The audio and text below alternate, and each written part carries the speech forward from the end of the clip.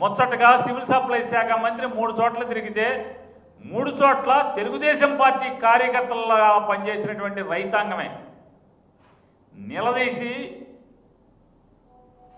ఎందుకురా మన ప్రభుత్వం ఈ దిక్కుమాలిన ప్రభుత్వం అని చెప్పని తిట్టినా కూడా పరిస్థితులు చక్కబడనటువంటి పరిస్థితులు.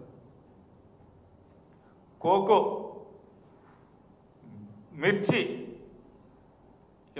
బాధలు, పొగాకు బాధలు, అంటే మిర్చి పొగాకు పండించినటువంటి రైతు బాధలు పగవాడికి కూడా రానటువంటి పరిస్థితులు ఇవాళ ఈ ఆంధ్రప్రదేశ్ రాష్ట్రంలో దాపురించినాయి.